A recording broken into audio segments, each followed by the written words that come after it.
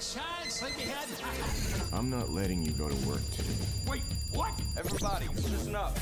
Welcome to The Drive. Morning, morning, morning. You're gonna talk. Get on the phone at 339-1140. Pretty awesome, huh? Jump in on our text line at 441140. Everyone is talking about it. You must know that. The Drive starts now. You know, they always talk about the trifecta, and I don't know if this qualifies, but we've lost three pretty big personalities this week from the world of entertainment. Last week it was announced, even though she passed the week before from complications due to Alzheimer's. Do you remember Mona? We talked about this, I think, from Who's the Boss, the mom from Who's the Boss, and then also Soap before that, where Billy Crystal got his start. She passed away. We heard the news about Luke Perry just as we got off the air yesterday. Obviously, Dylan McKay, 90210. King Kong Bundy, it was announced, died this morning at 61. Now, I always joke about how I'm not a wrestling fan, and that's something I get. That doesn't mean I wasn't always not a wrestling fan. I was in the Hulk Hogan, Roddy Piper, Macho Man Savage, King Kong Bundy, Ricky the Dragon Steamboat. Like, when I was a kid, I loved wrestling. And oh, that's right. Thank you, Kyle. Off air, you said that in my ear. Keith, what was his name? Keith Flint, I think, the lead singer of Prodigy, passed away yesterday morning. That's right. Prodigy, you'll remember, I think it was late 90s, early 2000s. Firestarter, Smack My B Up was a controversial one. And then, oh, God, why am I forgetting their biggest hits? Psychosomatic, Addict, Insane. Anyways, they had three pretty big hits, one of which I'm forgetting. He passed away yesterday. King Kong Bundy was 61 years old. His real name was Christopher Pallis. Was born in Atlantic City, New Jersey, 6'4", 458 pounds. Made his debut in 1981. Biggest match, they say, facing Hulk Hogan in 1986 in a steel cage match at WrestleMania 2, in which Hogan won. He was also on this Sports Center commercial with Bobby the Brain Heenan, Andre the Giant, who has also passed away, $1 Million Man, Ted DiBiase, and The Undertaker. So King Kong Bundy, man, that'll show a lot of our age there. King Kong Bundy, dead at 61. Bryce Harper is already breaking records as a Philadelphia Philly. And by the way, coming up at 7:35, we'll get back into the Kings and Knicks and on to Boston. According to Fanatics, the sports retailer, Bryce Harper's new Phillies jersey set a company record by becoming the top online seller in any sport for any player during the first 48 hours after its launch. Now, the list I'm looking at, 1, 2, 3, 4 other guys.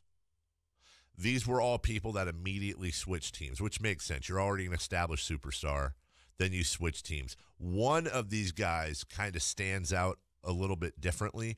Kyle, because this is a relatively new thing, all of these guys set these records, I'm going to say, within the last 2 years, I think. 2, maybe 3, but I'm pretty sure all within the last 2 years, 2 of them within the last year. Would you care to take a guess? I'm going to help you here. We have, of the 4 there, we have a baseball, a basketball, and 2 football. So baseball. 1 other baseball other than Bryce Harper, 2 football, and a basketball. And I think it's one of the football jerseys that's going to be the most difficult. These are the top 5 all-time Fanatics record breakers for jerseys sold within 48 hours of the jersey itself being launched and available to the public. Bryce Harper is now the record holder. I think the basketball one is LeBron's Laker jersey. LeBron James is the former record holder. His Lakers jersey was number 1. Football, I'm going to guess like Saquon Barkley. No. I'm going to say, let me please, because you were busy. All 5 of these came after these players switched teams. Oh, after they switched right, teams. They were already established. Marshawn Lynch? No, but good guess. That was a really strong guess by me. Thank you. It was. Oh man. Okay, in baseball, I will say one of the footballs happened last year. The other football happened the year before. I wish you would give me the time at the break to think about these. Let's see. Baseball. Let's do like Chris Sale. Nope. Think markets. I did. You did. You're right. No. You're right. Think bigger market. Giancarlo. Giancarlo Stanton's Obviously, what an New York idiot. Yankees jersey also on the list. That means you are missing just the 2 football ones. Okay, football. Let's see. Kyle. Who's Kirk Cousins. Kyle, you should get both of these. You should get both. Jimmy Garoppolo. Richard Sherman. No. Dang. No, the other don't look too hard into the Jimmy Garoppolo is the one you definitely should get. Okay. You should get the other one. And Kirk Cousins wasn't right. I should get the other one. Just because it's been in part of our show, coverage, fan base, team we cover, play their games on the station.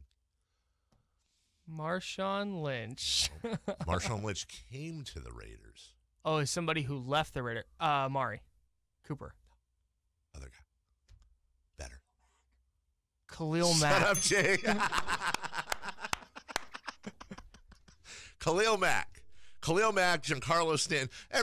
Nobody dragged Kyle, by the way. You realize I put Kyle on the spot, and he got 3 of 4 right away. That is incredibly difficult. That's why I like doing it with you. Because you're very good at this. I would be horrible at it being put on the spot. And you got 3 of 4, and you just had a brain freeze with Khalil Mack. But yes, Khalil Mack, Jimmy Garoppolo surprised me a little bit. Not that it wasn't a big deal, but it was still a backup quarterback on the Patriots. Yeah. Is in the top 5 all time of jerseys sold after he switched teams. Giancarlo Stanton, you completely understand with the Yankees. LeBron James and the Lakers. And then, of course, Bryce Harper and the Philadelphia Phillies. How about that? Totally. I don't have one of his jerseys, nor will I. And even if you become a San Francisco Giant, I probably wouldn't have bought one of his jerseys anytime soon. I would have bought one for my dad. My dad's a huge Bryce Harper fan. I think, yes. What? I love your dad. He is. Your dad's the best. I think I told you the other day, my dad still has the Sports Illustrated when Bryce Harper was 16.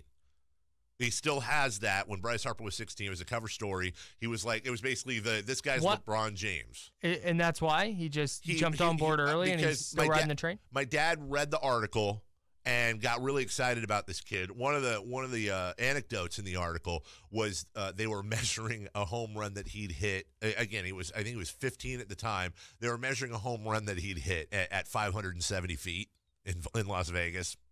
Who knows, right? But sure. And my dad was like, you got to watch this kid. He gave me the SI. I was like, you got to read this article. You got to keep an eye on this kid. And then my dad followed him throughout his career. Sure. Remember, Strasburg was number 1, then Harper number 1 the next year. And so my dad's, and sometimes that happens, whether it's in sports or a band in music or something. If you latch on to something early before they, quote, break. Right. I mean, granted, this guy was on the front page of SI, but he was 16 years old, got his GED. Never went to college, basically rose up. It's very interesting with Bryce Harper. LeBron James, I don't think there's another athlete alive in history that has ever lived up to the hype as much as LeBron James. People forget how hyped LeBron James was, and he's probably exceeded the hype. Let's be honest. LeBron? For sure. Bryce Harper had the baseball equivalent of LeBron James hype. But in baseball, it's far more difficult because for every LeBron James, there's 8 Brian Taylors. And I'm going way too old school. There's 9 Kevin Mosses. There's 10 Greg Jeffries. And I'm going back to 80s and 90s.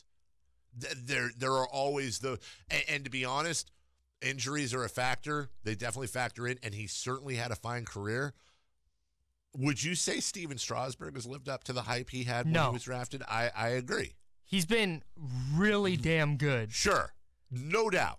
But there were people talking when he came out of San Diego State, like best pitching prospect ever. Right. And like you said, injuries have played into that, but he is not.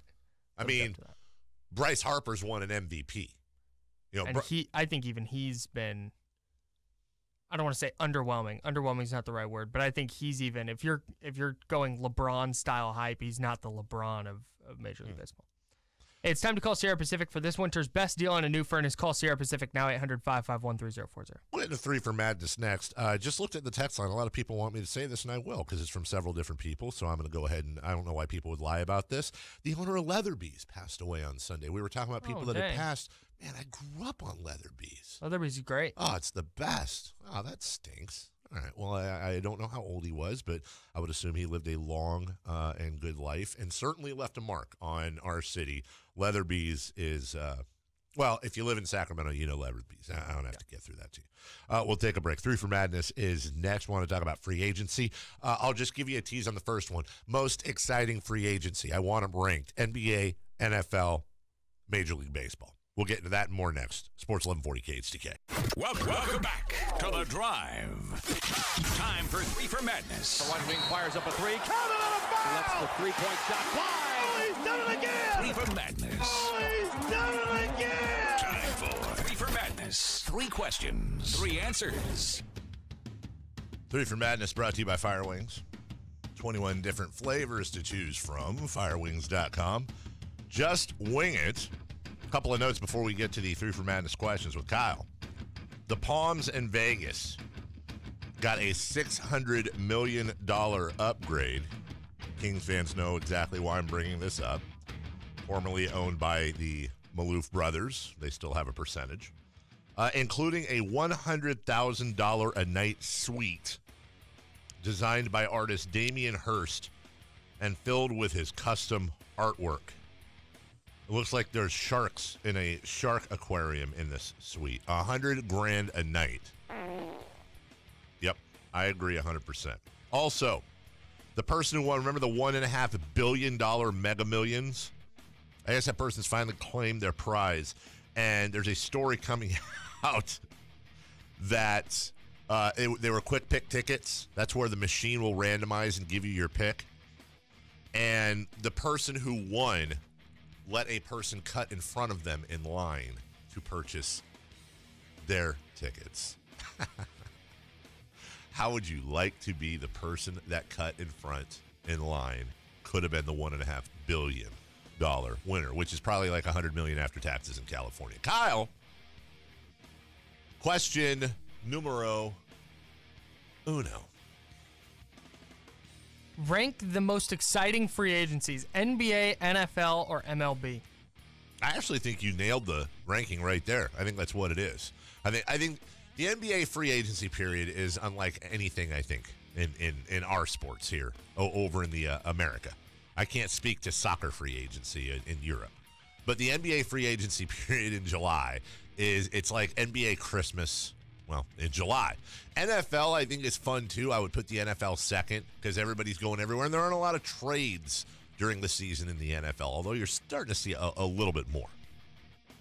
And then Major League Baseball, the hot stove, winter meetings, that used to be so much more fun. Now, over the last few years, it seems like Major League Baseball free agency has kind of died down. It's like, oh, okay, Manny Machado signed with the Padres. Bryce Harper signed with the... Obviously, it's great for the cities that signed them, but I just don't feel the same kind of hype that you do in the NBA or football. And I think a lot of that, especially for the NBA, is social media, too. It makes it even more fun. Yeah, the NBA's free agency period just never really stops, right? Right. I mean, we're already talking about Anthony Davis's possible free agency, and he has a year plus left on his contract. Yep. I think that's wild.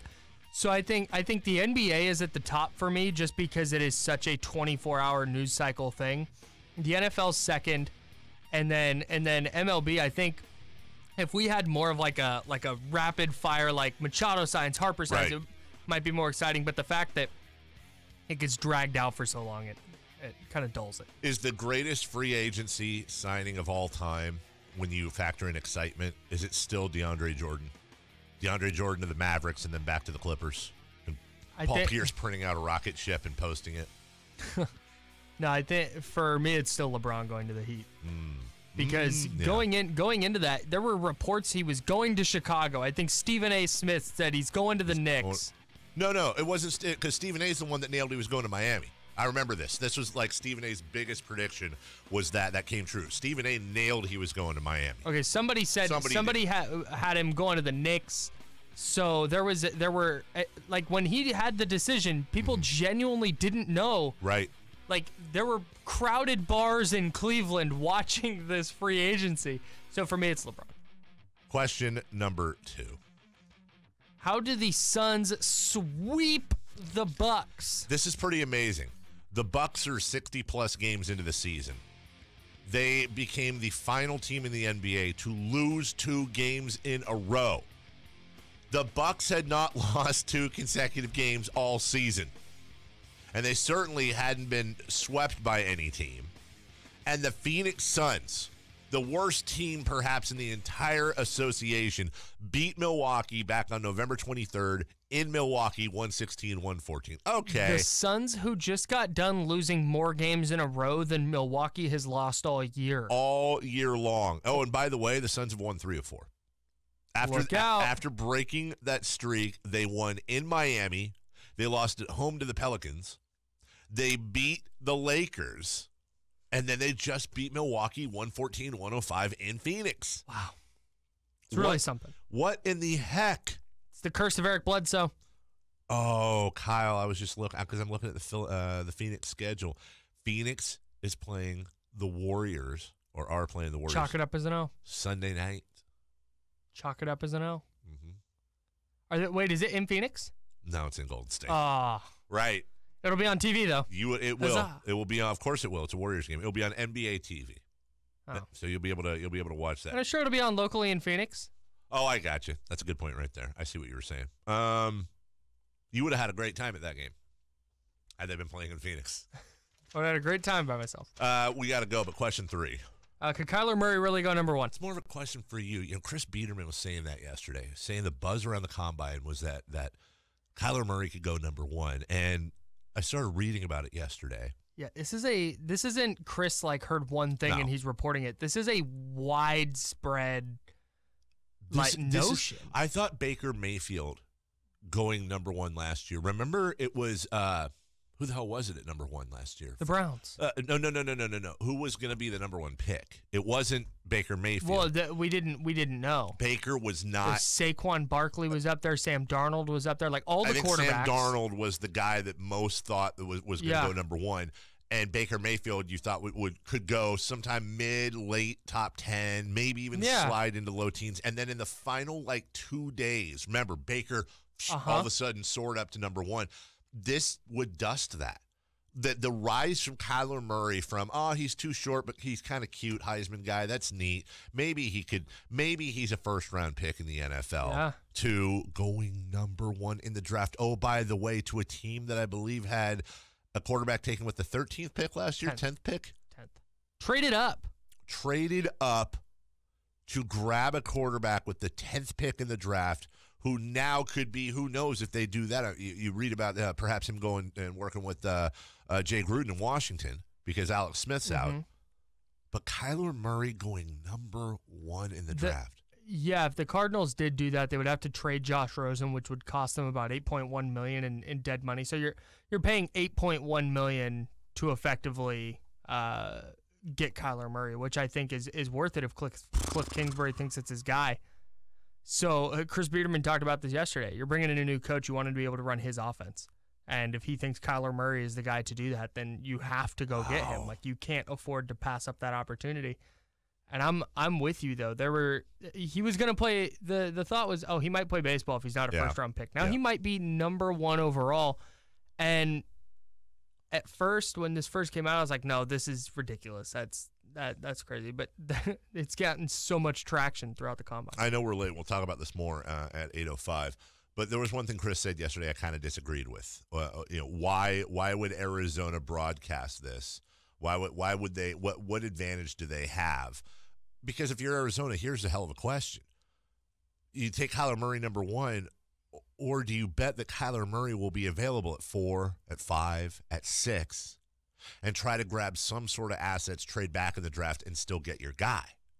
That's what I think is the biggest question. If they think Kyler Murray's their guy, do you risk trading back? The Niners aren't going to draft. I think you got to look at the teams and think, why would we take him at number 1? San Francisco's not going to take him at number 2. You obviously have to worry about somebody trading up. I understand that. But that's a hell of a risk, I think, taking him number one. We'll get into more of that at 8:05. Kings beat the Knicks. Harry Giles, career first for him. He went bye-bye. They told him to go sleepy night early, ejected him, flagrant too. I want to see Harry Giles involved in a certain lineup, and I want to share that with you next. Sports 1140 KHTK. It's The Drive on Sports 1140 KHTK.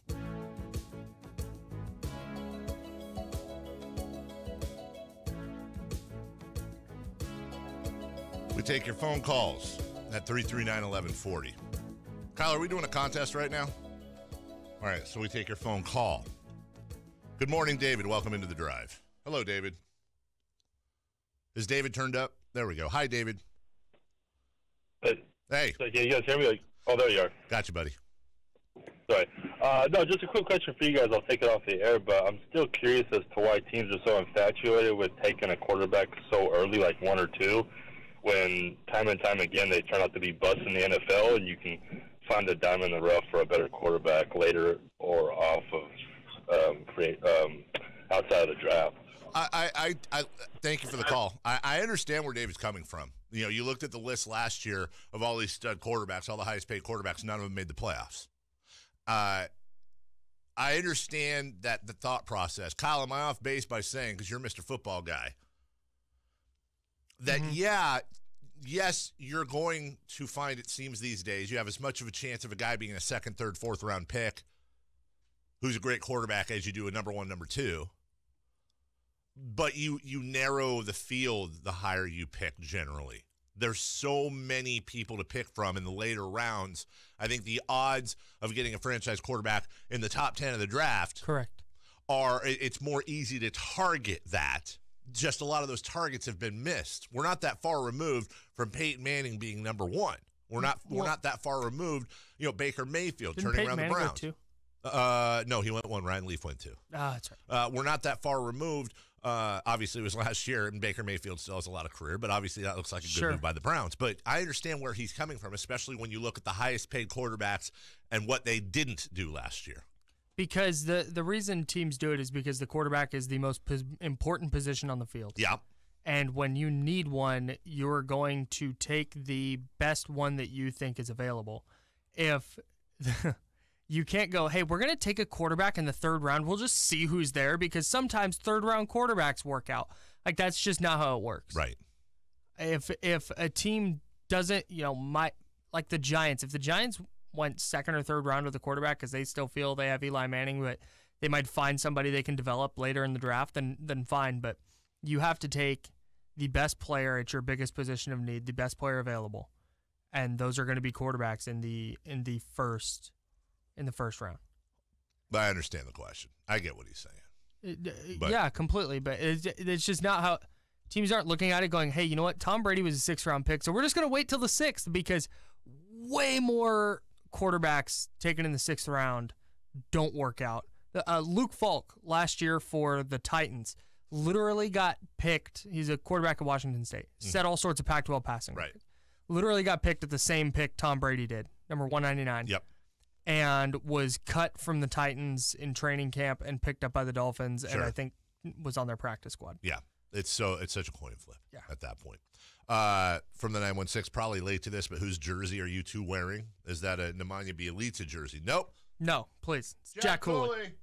Jack Cooley was, if you missed it earlier in the show, was nice enough. We opened the show with this. Jack Cooley's nice enough to send Kyle and I each European larges jerseys. Dynamo Sassari. Yes, very nice. We love us some Jack Cooley. We've got to get him back on the show here soon. Yeah, we definitely. Before we get to the Kings, I want to play you a quote. It's a couple days old now. I need to get this done. Fine, you first. Let's do everything Kyle wants to do.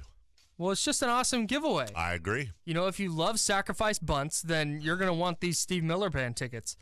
You can win a pair of tickets to see Steve Miller Band and very special guest Marty Stewart at his fabulous Superlatives at the Lake Tahoe Outdoor Arena at Harvey's on Saturday, August 24th. For tickets and more information, visit KHTK.com. I'm going to pick a winner right now at 339-1140, 1-800-921-1140. What's the date on that? August 24th. August 24th. going to be a great time up there. I've been at that amphitheater. Saw Jack Johnson and G-Love up there. It was so hot down here. It was so beautiful over there. Oh, Kyle, I need to stop you. I need you to be a part. They can. You know what? They're winning tickets. Kyle, let's put them on hold. I need you to be a part of this real quick. I want to play a quote from a couple days ago. I want to talk to you about this before we get to the Kings. Yeah. I think he's still underrated. I still think he doesn't really get the respect he deserves. That's Andre Iguodala is talking about Steph Curry. Like, guys think, he uses a lot of screens, and guys think they can draw mismatches with him defensively, but he's a real problem. What do you think it'll take for him to get that respect over time? He won't ever get it. It's just what it is sometimes. But when you sit down and have serious conversations, that's when he's the second best point guard ever. Oh. He's the second best point guard. Where's the lie? Well, he for what it's worth, for people when he had Magic 1, Steph 2. Right. Let's ask. I want to ask that question. Let's go into this with clear minds and heavy hearts, or clear hearts and you know what I'm talking about. Magic Johnson, best point guard of all time. I think we're in agreement. Yeah, he won a Finals MVP as a center when he was like 20. But that's not the question. The question is Steph Curry the second greatest point guard of all time? Your nominees for second greatest point guard of all time. Keeping in mind that Steph Curry has years left. Sure. Oscar Robertson. Okay. Played with what? Trash men and guys who stocked shelves at Sears. Okay. I'm not immune to that argument. I want to let everyone know that there's nothing you're going to tell me that's going to make me John Stockton. Trash. Isaiah Thomas. Trash. Not ours, the other one. Chris Paul. Trash. Steve Nash. Chris Paul, who repeatedly gets booted from the playoffs by Stephen Curry. Okay. Steve Nash. Steve Nash is like Steph Curry 1.0. Jason Kidd. Trash. Bad head coach. Ruins his legacy. Couldn't shoot a jump shot. I don't know if I'm ready to say Steph Curry is the second best point guard of all time. I think that I can say Steph. 2 MVPs, 3 rings. I will say Steph Curry. 1 unanimous MVP. Perhaps has changed the culture of the game more than anybody since Michael Jordan. I think so. I think kids want to be him. I think the game is changing. Was it Iguodala? Somebody on the Warriors was saying the other day that they all got pissed off at Mark Jackson after Mark was left the Warriors and became a broadcaster, and he said Steph Curry's ruining the game. Yeah. And they were pissed at him. It was Draymond Green who said this. And then they said, I went around and I saw a bunch of school kids playing basketball. I saw a bunch of high school games and stuff. And he said, I saw what Mark Jackson was saying. It wasn't that Steph was ruining the game. It's that everybody was trying to be Steph, and they're not. Right. And it was ruining a lot of the game because people are taking 50-foot jumpers. Here's my thing with Steph, though. Here's my big question with Steph. Because all jokes aside, I love Steph Curry. I think he's a quality dude. I think he's a type of guy I don't mind kids looking up to. I think he covers the whole gamut, and he's a hell of an exciting player, and he's certainly the best shooting point guard of all time, and that's just not. I think he's the best shooter of all time. You're probably right. My whole calling everybody else trash thing was a bit. I understand. Okay, but we're limiting it to point guard, so let's just say the best shooting point guard of all time. To me, is not debatable. It's not a debate. Here's the issue, though. Let me take a guy, for example, like Jason Kidd and Steph Curry. Mm-hmm. Jason Kidd's nowhere close to the offensive player that Steph Curry was. He never was. In fact, Jason Kidd was trash shooting the basketball for the first few years of his career. But he was a walking triple-double. He was a walking triple-double. And here's where I have trouble with it. Jason Kidd played defense like Steph Curry could never play defense. And that's half the game. Okay. And to me, that's the biggest argument. Okay. I don't think John Stockton gives you an argument, whereas John Stockton is probably the best pure point guard, and by pure, the definition of point guard has changed absolutely. So much. John Stockton and Steve Nash are quote pure point guards, guys that they can score, but they're going to give you 10 to 15 assists a night. They're going to distribute the ball. They're running they are the true quarterback. Chris Paul is probably there as well. I completely agree with you. Oscar Robertson, again, this is tough because we tend to favor modern-day players because of the quality of play back then, but certainly love and respect Oscar Robertson. If we're okay. But when you say something like greatest point guard of all time, not only was Jason Kidd a 6-time All-NBA selection, but what really stands out, a 9-time All-Defensive Team player. Yeah. Yeah. And that, to me, is going to be the biggest hole in Steph's game. Sure. Because he's not a horrific defender. He's just not a good defender. I mean, he's a pretty bad defender. He's certainly not Jason Kidd. He does fine. He tries hard. You're right. Jay Marshall in the back. Question. Yeah. Do you consider Jerry West a point guard or a two guard? Because if you consider him a point guard, he's got to be in the conversation. We have said this before, and I'll go back to our Oscar Robertson conversation, that we kind of have a line of demarcation at 1980 a lot of times when we talk about players because, again, just the competition was different. And Kyle and I both agree. We've had a long-standing statement on the show that Jerry West is the most accomplished player executive of all time. He is and it's not close. It's just not close. But I can't dismiss Oscar Robertson without dismissing Jerry West, who, by the way, not really a tremendous fault of his because Bill Russell on line 3, but Jerry West's record in finals was abysmal. Steph Curry has more MVPs than Jerry West has rings. So, but Jerry West has the best all-around career in history. Yes, by a wide margin. It's very difficult when you're talking about second best point guard of all time. I think Steph Curry is the best offensive point guard of all time. Yeah, I can buy that. But I get what Iguodala's doing because he's trying to. He thinks that Steph gets underrated, so he's trying to overcorrect the other way and try and pull him, up toward Magic Johnson. I think he's gonna have to, win another finals or two and finally get a finals MVP in there. Mm-hmm. But he's going to finish with the most made threes ever. He's on pace. Oh, it's not going to be close. He's on pace. If he plays the same amount of games as Ray Allen at his current threes per game, he's going to make over 4,000 threes in his career. And what's Ray Allen's record? 29-77. Yeah, it's stupid. From the 916, Tony Parker, count the rings. Go away. Oh go away. Seriously, go away.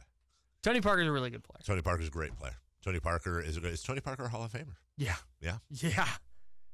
Shoe-in Hall of Famer, I would say.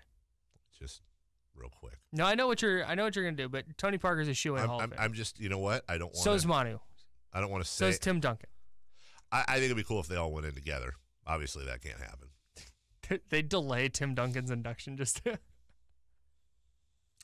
Tony Parker's a 6-time NBA All-Star. Uh-huh. 3-time All-NBA second team. Mm-hmm. NBA Finals MVP and 4-time champion. Yeah. That's going to be what gets him in. Yes. Obviously the rings. Yeah, right. He's just being a part of that Spurs team. Take away the rings, he's not a Hall of Famer. No. And I know that's like just pure. What are his points and assists? Points and assists for Tony Parker. Let me bring those up. But he's like 16 and 8. 15.8 idiot points, 5.7 assists. Ooh. I mean, 16 points and 5.7 assists for a point guard. He was a Finals MVP and a leader on the most dynastic team of this era. I just don't know it. I mean, you're probably right. But the Basketball Hall of Fame is weird. Okay. 16 points and 5.7 assists as a point guard. But he's Tony Parker. He is Tony Parker, and he didn't win 4 titles. But if he was a 15 minutes a game guy, that'd be one thing. But Manu, Duncan, and Parker are all getting in. Trying to think of a corollary. Okay, here's something that since we just brought Andre Iguodala up, let's say the Warriors win it all this year. Yeah. Is Andre Iguodala a Hall of Famer? No. Okay. I don't think so. I'm inclined to agree with you. Okay. What about, let me ask you, just to show you how absurd this argument is for me. Do you think if you took Tony Parker off all of those Spurs teams and you put Mike Bibby on those Spurs teams, do you think they win any less championships? Probably not. I don't think so. I think if But anything, a lot of it is about circumstance. I understand. That's the only reason Tony Derek Parker- Jeter's regarded as highly as he is. Tony Parker is a circumstantial Hall of Famer Yeah. who had a very respectable career. That's 1,000% what I said when you first asked. Is because he was one of the leaders on that Spurs team. Right. Statistically, he's probably not, but he's probably not as good of a point guard as Mike Bibby, is my point.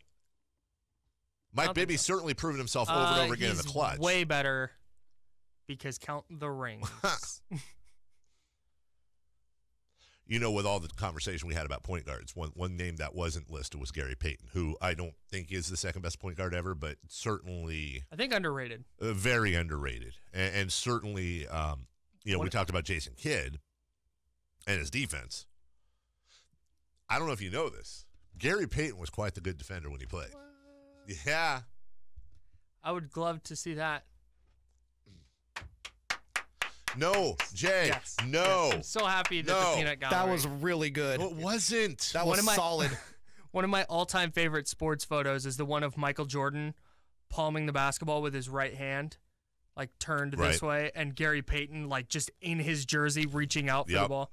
I know the exact. One of my favorite. There's actually a compilation online. I just saw a couple weeks ago. And I don't know if it's new or not, but I just saw it. Of Michael, it was all about Michael Jordan's massive hands and what he could do with the basketball. There was no dunks. Yeah. All it was Michael Jordan like leaping in the air, grabbing a pass out of the air, and then like throwing it like a pass. Yeah. But before he let go of it, like pulling it back with his hand. Just the weird things he could do with the ball. Like stuff that you can do with like a softball. Exactly. People forget Michael Jordan had mitts. Like those things were massive. Phil Jackson talked about that one time, how Michael Jordan just had like a very specific build that allowed him to do a lot of stuff that made him great. A couple of texts on here point out a great point. All this best point guard of all time conversation, or second best at least. We agree Magic Johnson's number one. We're arguing about Steph Curry. Nobody mentioned Beno Udrih, and I apologize for that. Oh, I thought that was just understood. Yeah. The man who broke Kobe Bryant's ankles. Yeah. Yeah. Beno Drano. Bielitsa with a ball fake, drives inside, hangs, dumps to a cutter. Hammer thrown down by Giles. The timing on that was just superb. 10 in the quarter, 17 in the game for Giles, and what a timely assist from Nemanja Bielitsa. Harry Giles, part of that victory last night, 115 to 108. Harry Giles was tossed in the game. He was tossed for a flagrant 2. It was definitely a bit of a chippy, choppy game, and that was fine. Didn't expect to see Harry Giles with 5 minutes left, called for a flagrant 2. It looked like he elbowed their center, Cornette in the head. I think I try not to be Homer guy. I really, truly do. But I do think he was trying to swim move, a very aggressive swim. I don't think Harry Giles was trying to elbow the guy in the side of the head. Like, oh, I'm going to elbow you in the head. I understand the flagrant 2, though. By the letter of the law, you could have interpreted it that way. And then as Harry was leaving, as he hit the tunnel, he was high-fiving fans and getting the crowd into it. And so Harry Giles has put together an interesting stretch of games. And I've been kind of saying it for a while now, that with Fox and Bagley and Buddy, you talk about the core of this team, even Bogey to a point. It seems like Harry Giles is like, oh, that's cute. Like, oh, look at Harry. Like when you put Harry's box score on the fridge, like, good job, buddy. Not healed, you get my point. But Harry Giles, I think we need to start mentioning Harry Giles in that core right away. Because Harry Giles, and again, you can laugh at me, and I will even put it out there that there's like an 80% chance I'm wrong. But Harry Giles might end up being the best player on this team. When it's all said and done, Harry Giles may. If you told me Harry Giles was going to have a better career than De'Aaron Fox and Marvin Bagley and Buddy Hield, I'd be surprised. Be like, wow, really? But I wouldn't fall down. You can just see his talent. Last 3 games, Starting in the Milwaukee game, 18 points and 7 boards in 17 minutes, shooting 70% from the field. Against the Clippers, 15 points, 5 boards, 2 assists on 54% shooting in 17 minutes. Last night in 22 minutes, 17.7 boards, 2 assists on 78% shooting. Here's what I would just love to see them try. Maybe do it in New York or Washington on this road trip. I would love to see Dave Yeager, who at times is putting Harrison Barnes at the 4. And Harrison Barnes to me is a 3. He is a 3-3-3. That is they just work better when Harrison Barnes is at the 3. I understand slipping him into the 4 in certain matchups. But Harrison Barnes has brought such a different style of defensive mentality to this team. It's easy to slip over. But Harrison Barnes, I think, defensively has been a stud for this team since he got here, and the offense is coming around. I would love to see the following lineup. De'Aaron Fox, Buddy Hield, Harrison Barnes, Harry Giles, Willie Cauley-Stein. Marvin's out for another, 5 games? You know Marvin's going to get those minutes when he comes back. Put Bogdanovich back on the bench to anchor the second team. You bring Bogdanovich and Bielitsa off the bench with Yogi Ferrell and the rest of those guys. How many minutes are you proposing Giles plays? I'm proposing that he starts at the 4, and I would love to see Harry Giles in a couple of games. Okay. I would love to see him bust 30 minutes. Okay. Do you know how many times he's played 25 minutes? I would go with, I got it right in front of me. Oh, okay. Well, that's no fun. He hasn't done it yet. Yeah. So the only time he's played more than 19 minutes included a 15-point loss at Toronto, a 27-point loss at Minnesota, a 22-point win against Atlanta, a 21-point loss against Utah, and then they beat Detroit. Yeah, and then there were some close games in there too. But my point is that in the 7 games that he's played more than 19 minutes, a bunch of them in blowouts. I understand that. He hasn't played more than 22 minutes and 57 seconds, according to Basketball Reference, in a home win against Detroit, were his most minutes ever. It was how many? 20. Call it 23 minutes. 23. He played 22 last night. So you want to start him? Yep. I would love to see how Harry Giles shake up the rotations and play him 30 minutes for the first time in his NBA career. They've already shook up the rotations. Number one, because Bagley's out. Right. So do it again. They're being shaken up. Sure. Do it again. I mean, sure. Yeah, but you're already in a status of shooken up. Okay. Number one. Number two. Shooken. Number two. We're talking about 7-8 more minutes a game off of those 22, 23 minutes. Sure. If you're alluding to the fact that the issue would be defense, it's playing 30 NBA minutes after having never played more than 23. I understand. I could be wrong, but I'm pretty sure asking Harry Giles to play 30 minutes at this point of the season is not an insurmountable task. I'm not noticing out there that Harry Giles is dogging it up the court when he gets into the 18th, 19th minute. No, but you have to consider. Mm-hmm. You have to consider Tell me what I have to do. What those extra 8 minutes do to him, not only that night, but then the next day. Like, how's he going to feel the next day? Or the I day totally after? agree. I'm not. There's. Go ahead. I'm not proposing this as a definite. No, why do you want to solution. trade Marvin Bagley and start Harry Giles? What I'm saying is that I think Harry. It's a joke. He didn't say that. I think Harry is the biggest project on this team. Uh-huh. I think Harry's the best story on this team. I think Harry has developed this entire year. Yeah, I know we're late. And I think especially over the last 3 games and really lately, when you look at the minutes he's played versus his production, I think he deserves it. I think he deserves a crack. Maybe he goes out there, he plays 30 minutes, and screw it. He might foul out at 21 minutes. We don't know. That's still an issue for him. But I think he's gotten a lot better at it. Okay. I don't see the necessary harm, especially perhaps in New York in a game that you really should win. Bagley's out 6 more games. Let's see what Harry can do with 30 minutes. Because I'll tell you something. You might be right. Or Harry goes off for 28 and 17, and Well, now we have a really interesting decision this summer because now we've got a really full lineup 1 through 4. So the type of center we bring in is going to have to be somebody that can rotate in with Bagley and Giles. Just saying. We'll take a break. Maybe one that currently rotates in with a bunch of good players. Don't you start. 339-1140. Unlock the phones if you would. 1-800-920-1140 if you have questions about the Kings. Phones have been busy, so you can call right now.